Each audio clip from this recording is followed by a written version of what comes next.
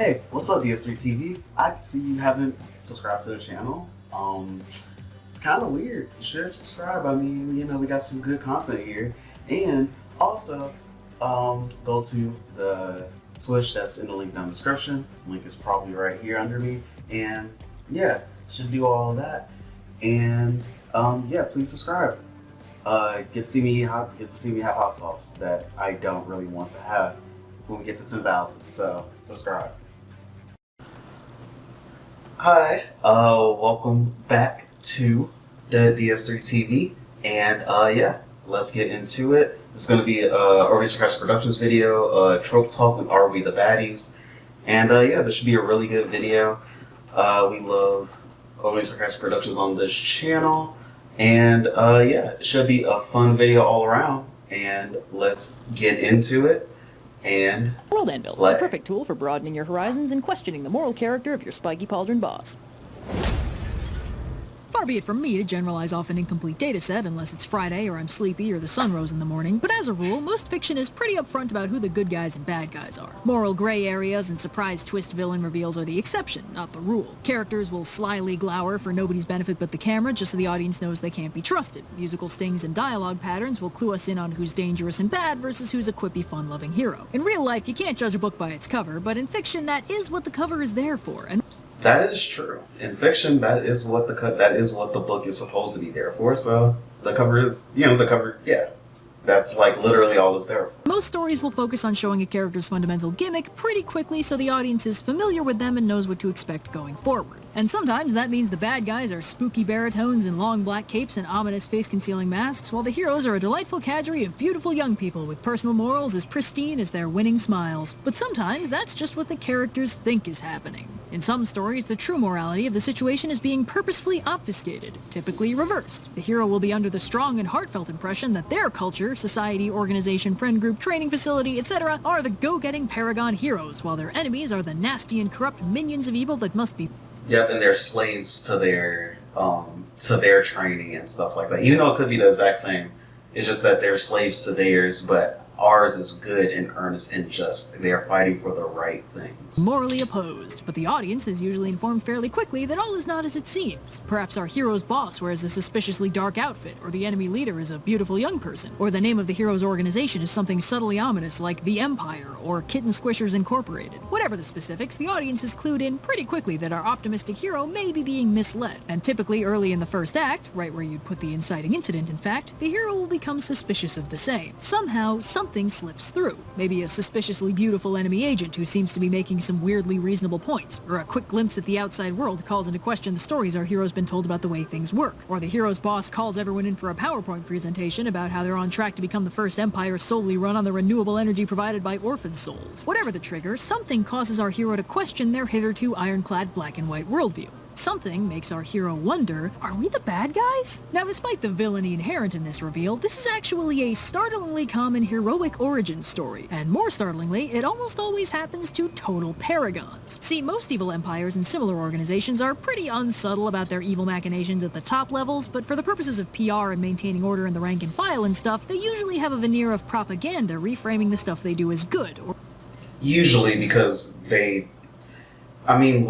if you want to look at a real world example, look at like North Korea, and how their propaganda is shown towards, everyone compared to what they actually are known or called out for doing. Or you could look at Russian, they're like overtly like crazy propaganda, for lack of a better words, like to say honestly. Or at least necessary, or failing all of that, harmless fun. The Empire isn't evil, it's just keeping things organized. Everyone loves organization, so some people were...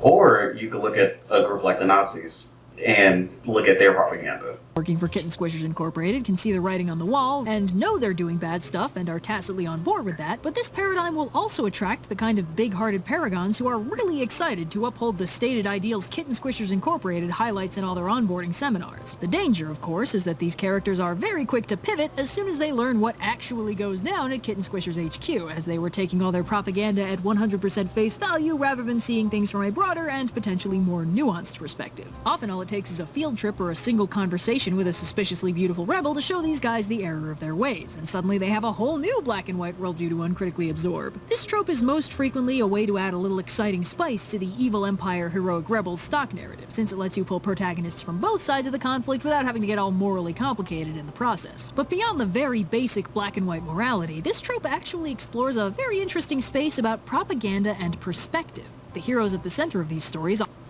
always love, like, I would say that's like one of my favorite cartoons growing up was Avatar. Like The Last Airbender or whatever. Not the blue people. That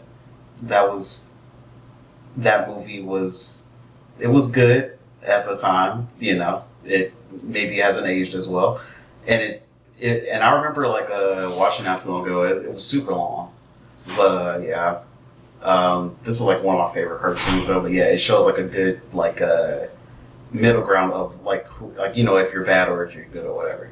Often have extremely limited worldviews before their surprise revelation. Frequently, they've been raised their whole lives in this propagandistic environment and have zero access to competing perspectives or even anyone outside that environment. Often they have a mentor and or parental figure who's been guiding them as they grew, preparing them for greatness and a promotion to kitten squisher upper management. With a limited view of the world at large being actively curated by someone with power over them, it's no wonder that these characters have a completely circumstantial perspective on morality. The minute they're given brief, unfiltered access to the world outside that bubble, they start to realize how narrow their slice of reality really is. Often this drives these characters.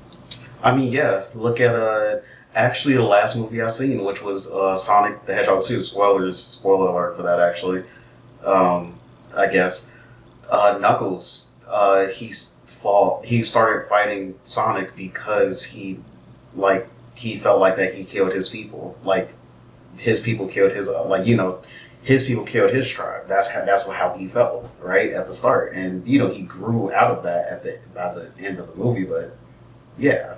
To take a more active interest in the sides of kitten squisher operations they don't normally deal with, to try and determine for the first time whether or not what they've been told is good is actually good. And because these characters are typically passionate paragons, as soon as they've seen enough, they usually bail very quickly to join the heroic rebels instead, often pursued by angry former bosses and mentors, and occasionally by other future heroes beginning to question their role in the kitten squisher corporate ladder. Now, there are a few key ingredients that make this trope what it is. As discussed, our hero must initially be lacking in perspective, so the revelation is suitably dramatic. But it's also important that they're not in charge. They're following someone's lead rather than determining their own life trajectory, and their motivation typically aligns with whatever their boss's stated motivation is. Helping people, bringing order, saving the world, something equally vague and generally positive, but their boss's actual motivation is just something that can be dressed up pretty to look like that stated motivation. World domination, for instance, does all three of those things from a certain point of view, but our hero is typically much less on board with that. This disconnect between their boss's true motivation and their own motivation is what causes the schism once they realize they're not actually on the same page. If, in contrast, the character is in total control over their own life and is making all their own choices for all their own reasons, and then realizes what they're doing makes them the baddie, this is a rather different trope that usually kicks off a villain redemption arc for them, unless they immediately die or something, which also happens a lot. More on that later. Actually, that's a risk for all the characters in this category, as villains will often default to killing minions who stop being useful, and defecting from Team Bad Guy after reading the fine print on the user agreement is a pretty definitive stopping being useful. Recently enlightened heroes trying to break away from Kitten Squishers Incorporated might find themselves having to fight their way out through former bosses and co-workers, and non-protagonist minions that figure out their bosses are actually evil are often immediately killed by said boss just to prove how evil they are. It is also important that these characters have some sort of code. It doesn't have to be a specifically moral code, they just need some kind of personal standard, a line that they just don't want to cross. Kitten Squishers Incorporated's positive facade tends to slip when a minion doesn't immediately follow orders, and a character being pushed to do something that completely crosses their personal line is often a pretty revelatory moment for a hero who's hitherto only seen the fluffy positive side of Kitten Squishers marketing. It's pretty common for these characters to have a chill, casual, no-killing policy they might be encouraged to sidestep for the greater good, or the character might see their bosses or coworkers doing something they consider personally super dishonorable, like sacrificing their allies or torturing their enemies or dabbling in evil sorcery or whatever. Whatever it is, it's not what they signed up for, and it makes them start to reconsider their loyalty to Kitten Squishers Incorporated's brand. In fact, this can lead to our intrepid protagonists getting themselves into very serious trouble very quickly If they assume, perhaps reasonably, that the bad stuff they just witnessed that made them question their entire worldview must be happening without the knowledge and consent of their beloved boss, who they love and trust and would certainly never condone any sort of nastiness on account of how dedicated to world peace they are. Thus, it makes perfect sense for our Paragon POV character to march up to their trusted mentor and tell them all about these terrible kitten mulching rumors they've heard about, and they can't possibly be true, can they? While of course from the boss's perspective, their most enthusiastic and talented evil minion just marched up and said, "Hey boss,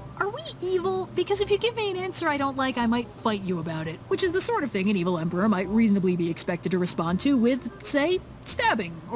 Yeah, or, any other ways of that. Or a dungeon, or ominously asking if they told anyone about this before coming while slowly reaching for the trapdoor button under their desk. Paragon heroes are often also very trusting, which is usually why evil bosses like them so much, but it can make the process of defection a lot less fun for the hero than if they'd had the wherewithal to be sneaky about their investigative process. This trope also comes with a lot of fun accessories, mostly from the evil former friend line. As a formerly loyal Kitten Squisher employee, our newly rebellious hero will have plenty of friends and allies back at KSHQ who are probably reacting to their defection in all sorts of exciting ways. Some may feel personally betrayed that their buddy chose a moral code over hanging out with them more. Others may choose their loyalty to their friend over their place in the company and defect right along with them. If the hero has an evil mentor of some kind, they can very easily become the main villain's right-hand bad guy, the evil lancer that has an actual personal connection to the protagonist rather than just an ideological one. In other cases, the evil mentor is the boss, and a formerly parental relationship becomes a full-blown arch-nemesis situation. An evil former bestie can also get promoted to main villain status this way. On the flip side, though, a hero's former mentor might turn out to have actually been a secret good guy the whole time, who was rooting for them to defect and subtly encouraging their more heroic impulses. Our hero might also find kindred spirits in other former Kitten Squisher employees who defected earlier and acquire some nice tasty validation that they're not alone in their unorthodox career trajectory. Plus, this is an easy conflict driver among the protagonists, as heroic rebels can be expected to be justifiably suspicious of this shiny new defector from the bad guys no matter how earnest and heroic they appear. Now, this is definitely the stock way for this trope to play out, but there's plenty of room for variation. For one thing, sometimes the character is less of a 100% paragon and is a little more okay with doing stuff they think is morally iffy. This can slow down the side-switching process significantly, as even if their horizons broaden, they might have a personal priority they think is more important than doing what they're beginning to think would actually be good. Similarly, sometimes a character will only realize they're one of the baddies when they're actively mid-atrocity and have already done some really terrible things, and this will kick off a personal arc about trying to atone for what they did, rather than immediately pivoting to team unproblematic faves without issue.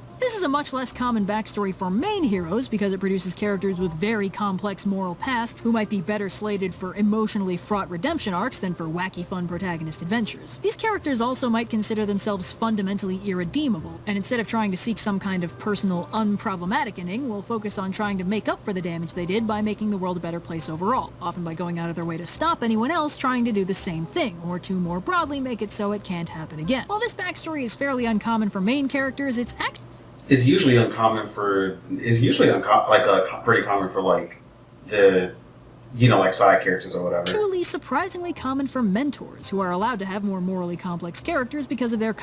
Yeah, that's why, technically a mentor is a side character, so that's why I was saying like side characters, basically. Complex and varied pasts, and also typically being more than 2 decades old. These characters maybe were full-blown villains in their youth, but had some form of personal revelation about their badness and pivoted to uncomplicated heroism to support the new generation of heroes and keep them from making the same mistakes. And, as briefly mentioned before, sometimes full-blown main villains will have this sort of realization, usually very close to the end of the story and right before either dying or being redeemed, but not always. Sometimes when a character realizes they're the bad guy, instead of flipping to be more heroic, this actually causes them to double down. There's something liberating about concluding you're an irredeemable monster. It lets you do all the things you think an irredeemable monster would do without feeling any worse than you already do. While some villains will recognize the scope of their own evil in a sudden crushing moment of personal revelation and immediately remove themselves from the story about it, other villains will finally get the memo that they're the main villains and decide to start owning it, sacrificing whatever pretenses or personal codes they were worried about back when they were still the hero of their own story. This is bad in a lot of ways, as it usually leads to the newly enthused villain stacking up a lot of really bad stuff on their ledger very quickly with no regard to actual moral impact, and if this character is supposed to get a redemption arc somewhere down the line, this can make that whole process a lot harder to sell. But even if this villain is just a villain and there's no redemption arc on the horizon, this still usually leads to a significant escalation in villainy and the corresponding damage done by it. A villain who previously had a personal code or a not particularly evil life goal has now concluded that the actions they formerly thought were justifiable or heroic were actually evil, and instead of ratcheting back on the evil, they've decided to crank it up. As a side note, this can make the bad guy both more dangerous and less interesting, as instead of having a complex motivation or an intriguingly skewed worldview that casts their own terribleness as misunderstood heroism, they're just evil out of a sense of obligation to stay consistent. Pure evil can be a joy to watch, but these guys are usually kind of bad at it because they're demonstrably not particularly self-aware, considering how long it took them to figure out they were the bad guy, and a pure evil villain is at their most fun when they're both self-aware and gleeful about their evilness. There's a hint of angstiness about these villains that can make them interesting in their own way, but also almost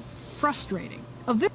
I don't know what that like last cartoon was like. I guess I don't want to go too far back. This one, I don't know what this one was like is or whatever, but I would definitely watch it. The art style is like amazing on it. Way, but also almost frustrating. A villain who realizes they're the villain and then decides to villain even harder is so close to figuring out what might actually be good for them, but as a general rule, the mindset of I am an irredeemable monster whose best hope is to burn the world down right along with me is not healthy. Pure evil villains who are fully self-aware the whole time often seem to be remarkably well-adjusted and are thoroughly loving life. Evil not out of obligation, but because of their passion for the field. But these villains turned worse villains are usually visibly spiraling in a very self-destructive way, digging themselves deeper because they saw they'd already dug themselves into a hole and concluded the only way to go from there was further down. It can be quite painful to watch, and the audience might want them to try the self-awareness thing one more time just to realize that doing all this is bad for them actually. And this can be a very interesting character for an author to explore. Villains motivated by spite and self-loathing are a lot spicier than villains motivated by malice and the joys of crime doing, and often engender audience sympathy even while they're at their absolute worst, as the audience roots for them to knock it off and maybe take a nap or something. They can be kind of tough to narratively handle after their enshittening arcs, though, as a lot of audiences tend to write these guys off as fully irredeemable shortly after they start doing bad stuff on purpose, and often don't take too kindly to these characters doing anything other than getting worse and or dying. But personally, I can't be mad at any story that says it's never too late to stop digging. If redemption arcs are only for characters who haven't really done anything too bad, they're not really redemption arcs. They're self-indulgent angst arcs.